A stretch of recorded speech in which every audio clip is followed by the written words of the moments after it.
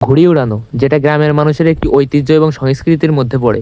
শহর হোক বা গ্রাম, ঘুড়ি ওড়ায়নি বা ওড়ানো দেখেনি এমন লোকের সংখ্যা খুবই কম। মানুষের কর্মব্যস্ততা এবং চাহিদার অভাবে সংস্কৃতি এখন বিলুপ্তির পথে। তবে এই সংস্কৃতিকে 35 বছর বয়সেও ধরে রেখেছেন আমাদের শাকিল ভাই। যেখানে 14-15 বছর বয়সী শিশু কিশোরেরা এখন মোবাইলে ফ্রি ফায়ারে আসক্ত, সেখানে এই শাকিল ভাই আজও সংস্কৃতিকে ধরে রেখেছেন।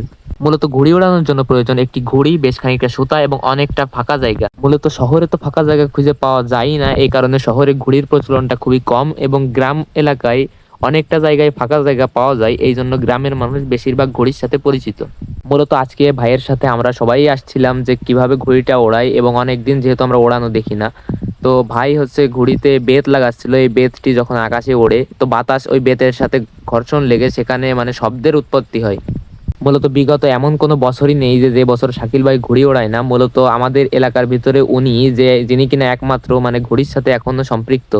যে অনেক শিশু কিশোররা ঘুড়ি কি জিনিস কোনোদিন উড়ায়ও দেখি নাই, কিন্তু উনি এই প্রায় 30-35 বছর বয়সেও এখনো প্রতি বছরই ঘুড়ি উড়িয়ে যান। এই যে সুতা হাতে যে লোকটিকে দেখছেন, ইনি হচ্ছে শাকিল ভাইয়ের বন্ধু, এবং দুই বন্ধু একসাথে আসছেন ঘুড়ি উড়াতে, এবং আমরা তার থেকে যথেষ্ট জুনিয়র, তাও আমরা তার সাথে আসছি যে ঘড়িটা উড়ানো উপভোগ করতে। তারপরে অনেকক্ষণ যাবত পর সুতা টুতা সবকিছু রেডি হয়ে যাওয়ার পরে এক পর্যায়ে শাকিল ভাই ঘুড়ি ওড়ানোর জন্য প্রস্তুত হয়, এবং যথেষ্ট পরিমাণ বাতাস দেখে শাকিল ভাই ঘুড়িটিকে উড়িয়ে দেন।